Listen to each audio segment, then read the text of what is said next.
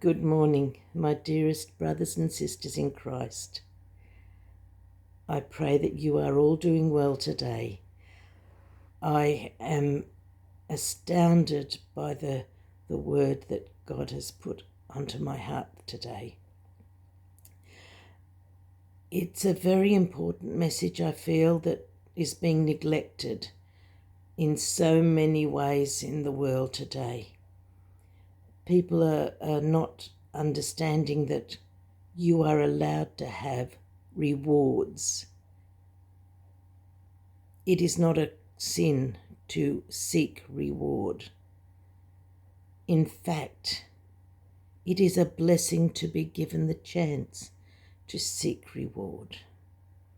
They will say to you, "Oh, works, you cannot do works because that's your salvation is not through works." That is exactly true. What is your salvation?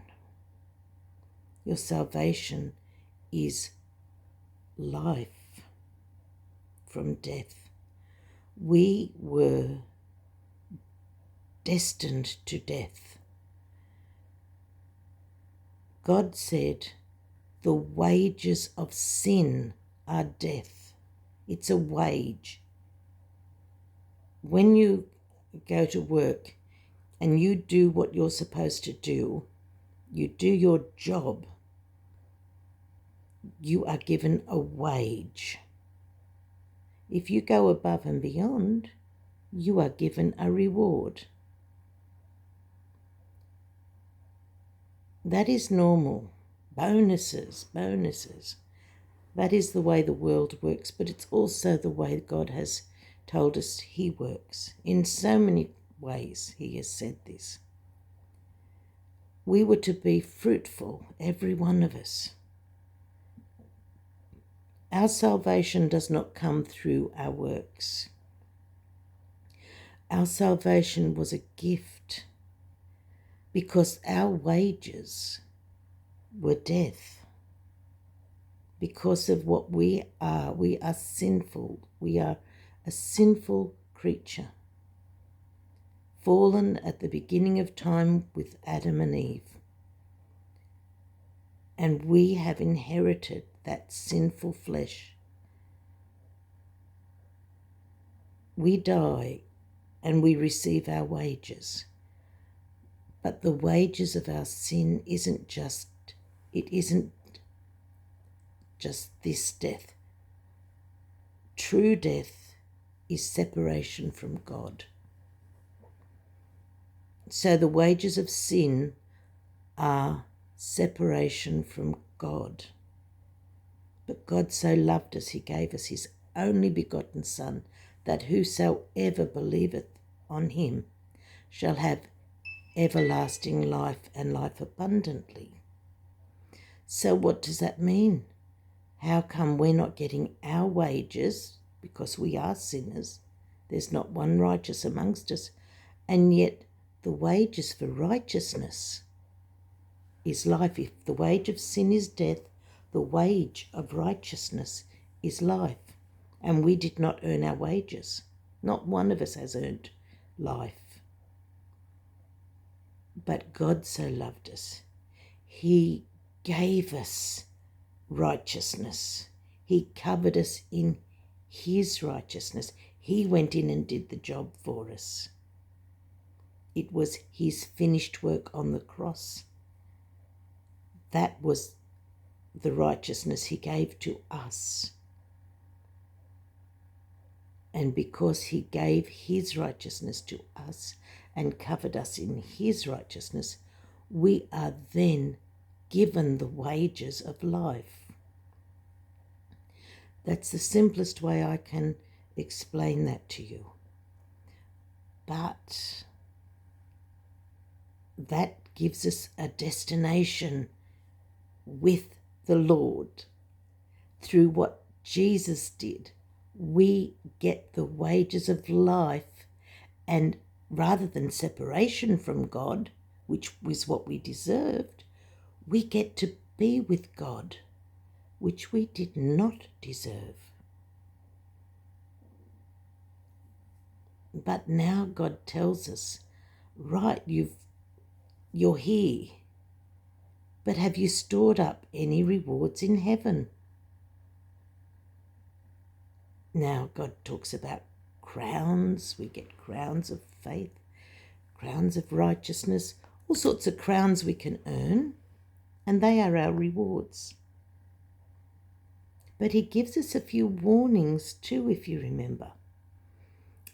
Always listen to the warnings.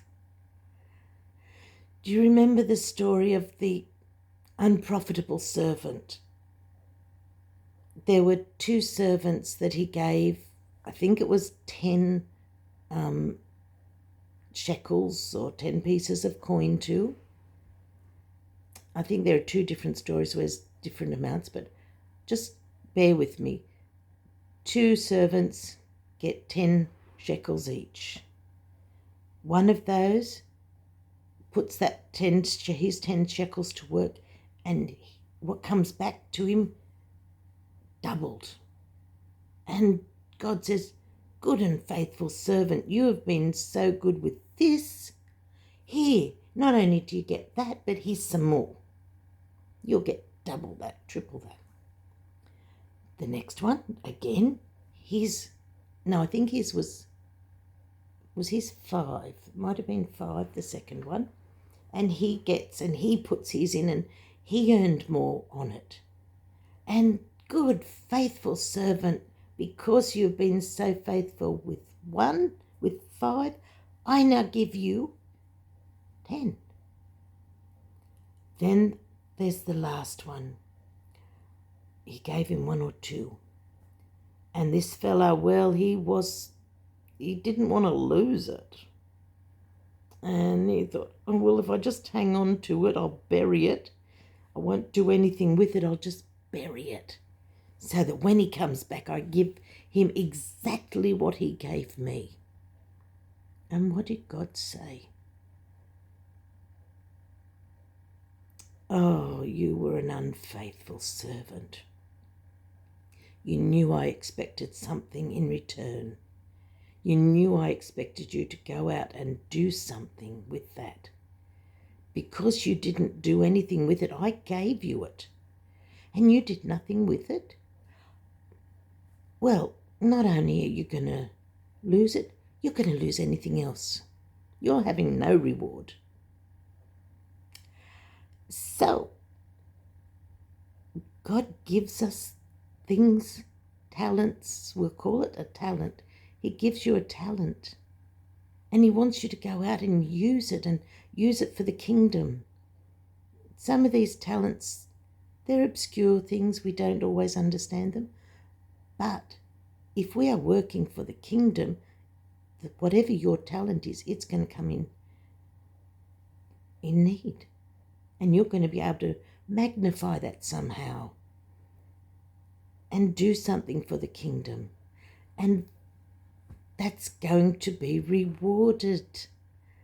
My darlings, you get rewards. God is wonderful to us. But you don't want to hang off. You want to get in there and do it now. Because remember, he says to you that don't store up treasure here on earth. Store up instead treasure in heaven. What does he mean by that? Well, he keeps bringing that dream I had.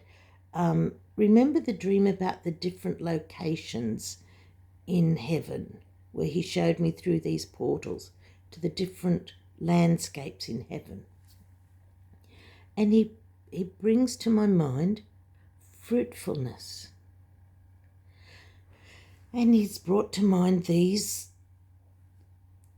fruitful servants, and he keeps, for the last few days, he's been bringing this to my mind about fruitfulness. And you know, I did a little look in the Bible. Do you know that he mentions the word fruit? He's 141 times in the Old Testament, 61 times in the New Testament. And fruitful 33 times in the Old Testament and twice in the New Testament. And it's nearly always linked with faithfulness. We are meant to be fruitful. Now, I want to tell you a little story, and this is true history, but it fits into fruitfulness and rewards. I live in a place called Australia. Now, a lot of people in the world have no idea what Australia's like, but in most parts it's a very barren place. It is a place where it has had isolation from the main world for centuries until it was what many would call invaded, but which I think was simply inhabited, taken over, yes, taken over. But biblically, I want to tell you how this fits in with biblical truth. When I was a young woman, history was being researched. Not now, history's being rewritten now, but it was being researched back when I was young. And researchers came up with some ancient records from China. And they found records that talked about Chinese coming to Australia long before the Europeans came. But it was a strange story, because the story went that the Chinese came down, they wanted to trade. They were traders. So they wanted to trade with all of the islands coming down from China. And they would stop their ships in each island, and they would trade for food. They would give the islanders their produce in exchange for food off the island, for fresh food for the sailors, and some local produce of arts and crafts or whatever. So they would have this trade going on. They record a very healthy trade route coming down, but then they record that when they reached Australia, they had an unusual relationship. And they told in their stories of coming down and finding a society that was very different to all other societies. This society didn't gather in towns, in cities. It didn't gather in villages even. It was a nomadic society. But what they did, they tried to teach these people to trade. They had nothing to trade because they were very minimalistic. They had very primitive tools. They had very primitive methods of hunter and gathering. So the Chinese decided they would bring trees, fruit trees, because they needed food to replenish their ships. And they found there were no suitable heavy cropping fruit trees in the coastal regions of Australia. So they brought fruit trees and they planted these trees. And when they planted them, they tried to teach the locals how to look after them, how to care for them, nurture them, and how to be fruitful. And they'd go away and they'd leave these trees, they'd go away and they'd come back when they thought the fruit would be ready, so that they could trade with these local people and give them something of theirs in exchange for the fruit, teaching them trade. But when they came back, the trees were dead. Not only had most of them not even been nurtured, but they had been pulled up and burnt for firewood. in quite disbelief, the Chinese tried again and they planted new trees. They tried to teach the people again and they went off and returned again when they thought the trees would be fruitful. And when they came back, again, the same thing had happened. Now, they did leave some of their trading produce with the natives, but they hadn't even done anything with those things. They had just wanted to go about their merry life. They didn't want to be bothered. They didn't want to be involved in the trade, which was their right.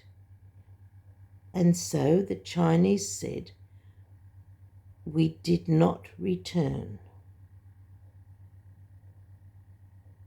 Now, this is something that we can learn from, and it is reflected in the Bible that God has given us all a vine. You and I were given a vine. Jesus is that vine. I am the vine. And we were asked to plant that vine, to look after that vine. And we were given the instructions, and the instructions were all passed on to us and written down. We have the instruction book. And he said, here's the vine, here's the instructions. If you look after this and nurture this and help it to grow and be fruitful, when I come back, I'll have rewards for you, and for everything you did here, I'm going to give you something of mine. I'm going to take you home and you'll have treasure because of what you did. But if you don't have any fruitfulness, what will be your treasure? And this is where the dream the other day comes in, a fuller understanding of that dream. It also links, many of you, I think especially in America, you would remember a story of a gentleman called Johnny Appleseed. I think that was an American story, where this man used to drop apple seeds, plant apple seeds everywhere he went, so that when he came back, there were apple trees everywhere with fruit. But he shared that fruit, didn't he? Everywhere he went, he planted his fruit. And this is, again, part of the story of who we should be. We should be planting the fruit everywhere, nurturing it, letting it grow, sharing it. And the reward was, when he came back, he had it. He had more than he could ever need.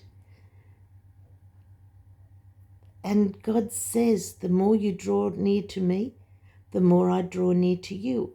And if you look at all of the stories we were talking about with the dreams, people who were given much, who gave much, had different, remember the Beatitudes, people had different rewards depending on what they did with their life, who they were, and they were given different locations. And that's where we went with the story. And yes, it is true.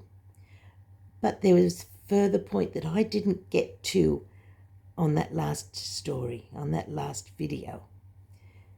This is the next part of that understanding. And this is so important. This also symbolized something. The more you plant and harvest here on earth, the more your rewards are. And God talks of it as fruitfulness, right? Fruitful. How fruitful are you here? Plant seeds in heaven for you. So now a secondary look at that dream, and what do we have? Symbolically, we could look at each of those places as how fruitful were you? Those, and you know people who are super fruitful. I pray you're one of them. I know I'm not.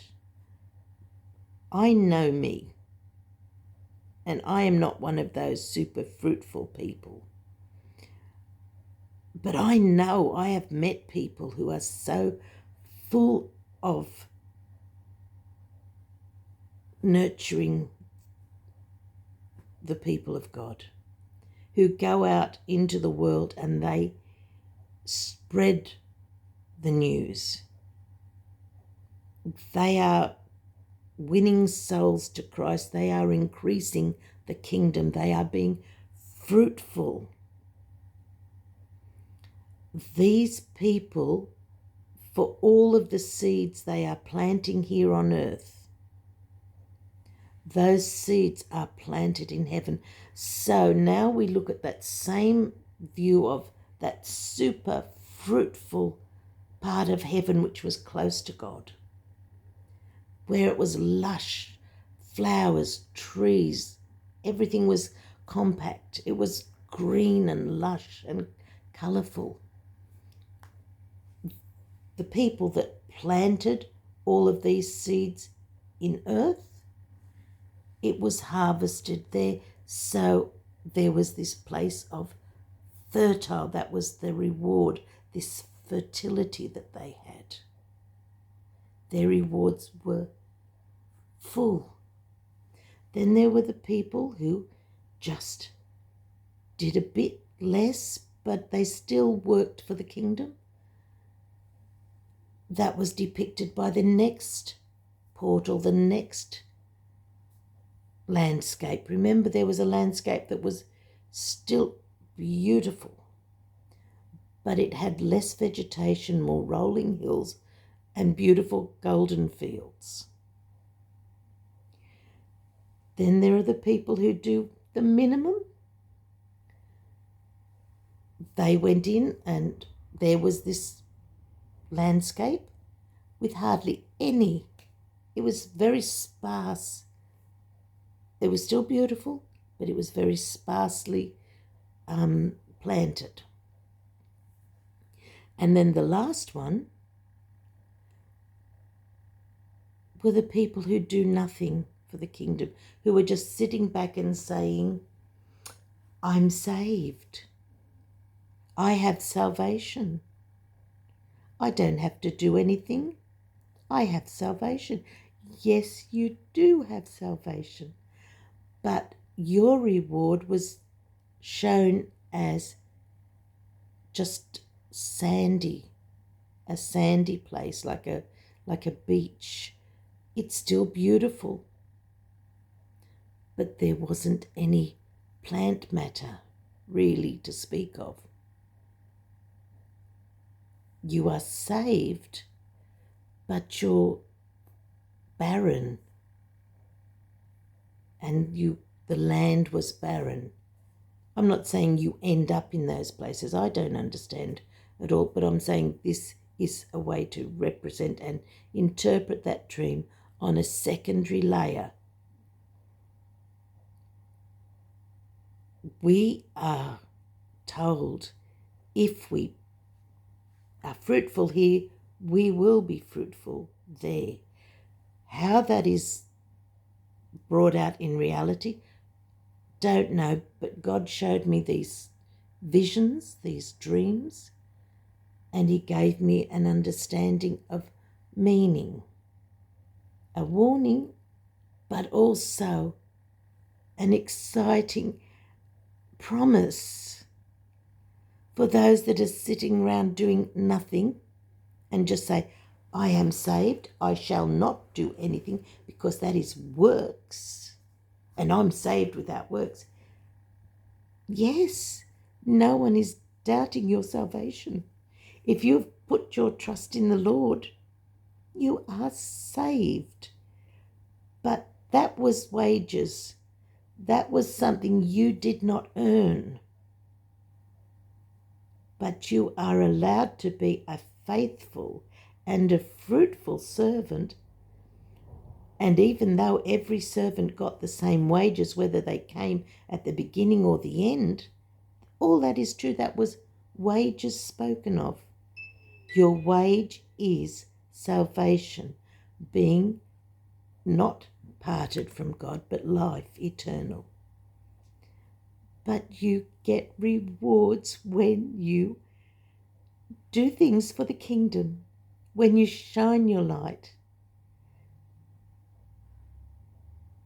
Don't just sit back on your laurels. I've done that. I am not a fruitful servant by any stretch of the imagination. If I'm telling you the truth, I am shy, deathly shy. I am not doing what I see others doing. But I am trying to be thankful. I am trying to do as I'm directed by the Lord, and I'm trying to share what He's telling me. I'm not a prophet. I won't have the crown of a prophet. I'm not a teacher. I won't have the crown of a teacher. But I am one of those that He said He would pour out. In the last generation, He would pour out to the old men dreams. Now, when He speaks of men, women, when He speaks of men, it's a general thing. It is not a sexual thing. When He points out it's sexual, it's the other different words for that. Gender. When they're talking about gender, He's very specific. But then when He makes a general comment of man, it's just mankind and the older generation. And I'm definitely in that one. And I'm definitely having the dreams. And He is definitely giving me understanding, which I did pray for. We must pray for the things that we need to fulfill what He wants from us. So, that is all I am. But we are allowed to desire rewards. He wants us to be rewarded. He is a loving, caring, wonderful God who wants to heap us with rewards. That's why He made them. That's why He told us, do this and I'll reward you. Please don't be a fence sitter. Don't be somebody, and if you see somebody who's so adamant that to do anything is sin, it isn't. Please tell them, we were made to work for the kingdom. God said, don't hide your light under a bushel. I didn't quite know what that meant. I was a young person who didn't understand, what's this about putting it under a bushel? But that's what we do, isn't it? We keep to ourselves. We have all of this. When Jesus is in us, when the Holy Spirit is in us, there is light in us. And when we go out and spread the light, it increases the kingdom.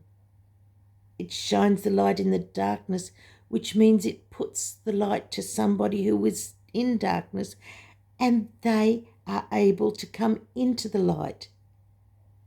But if we've kept the light in our own house, they don't see where the light is. It's like you go down the street with a torch. It's a very, very dark night, and you know there are people down in the cities, in those laneways, living in the street, and they're in darkness. And you keep that torch with you, and you don't want to shine it to them because you're afraid. But then, when you take that step of courage, when you take that step of faith and you shine the torch down there, and you realize they needed the light, and you go and give them your torch, and they are so thrilled because now they are in the light. They can see what's around them, and they can get out of their trouble because the light is with them now. We have that light that we can share, and we can give them the light, share what we have, and then they've got light that they can share, and the kingdom grows. I know this is a rather disjointed video tonight. I had so much that I wanted to say, and I'm sure I only said a fraction of it. But I think I should leave it at that. Just remember, wages and rewards are entirely different. Your wages is the salvation given through Christ's work. Your rewards are rewards given in heaven.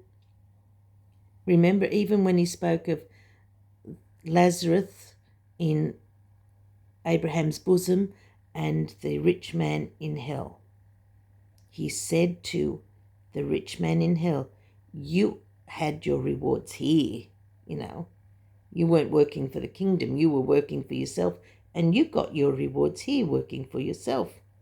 But Lazarus, he didn't have his rewards here. He got them in paradise. That's what we strive for, not for the rewards here. Nothing wrong with having money, nothing wrong with any of that. A lot of the times you are being given a gift from God in that.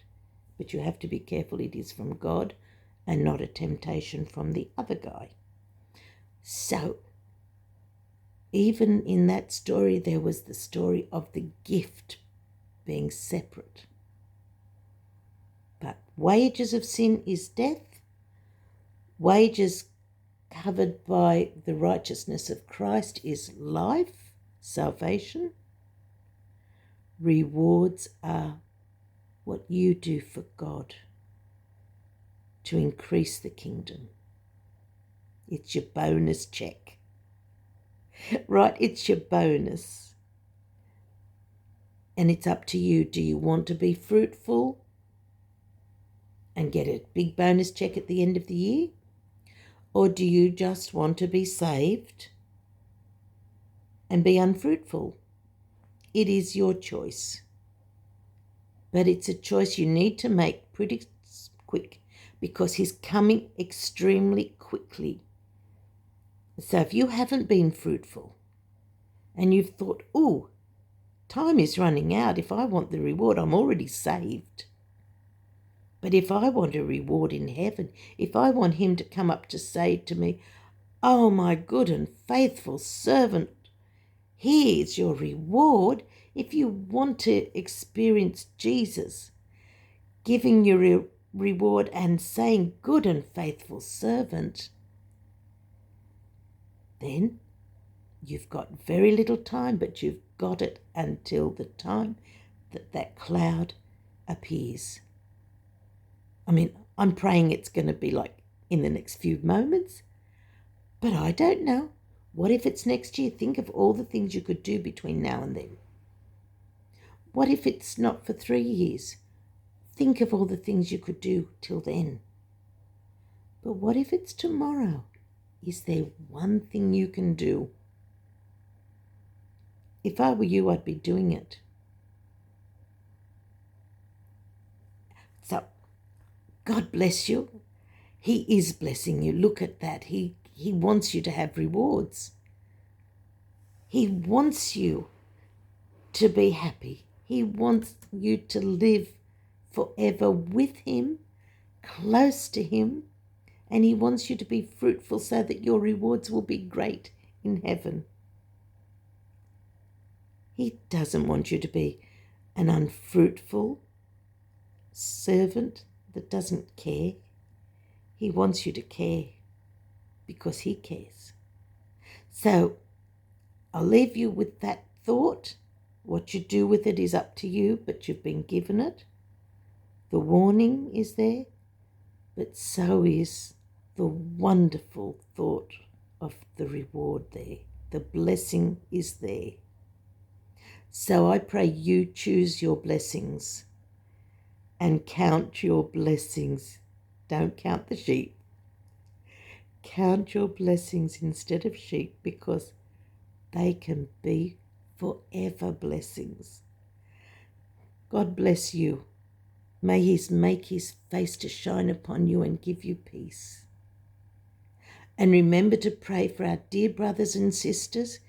Please continue praying for Ruth and Elizabeth, and for Sheila, and for George and Peter. They're asking for your prayers. Pray for our brethren who haven't asked openly, and pray for our brethren that have. But a special prayer, keep Ruth in your prayers, please. She had another bad turn. God is lifting her, but she still has problems. Please keep your prayers for her going, and let her know that you love her. God bless you all. I love you. Bye-bye. God loves you even more than I do. Bye.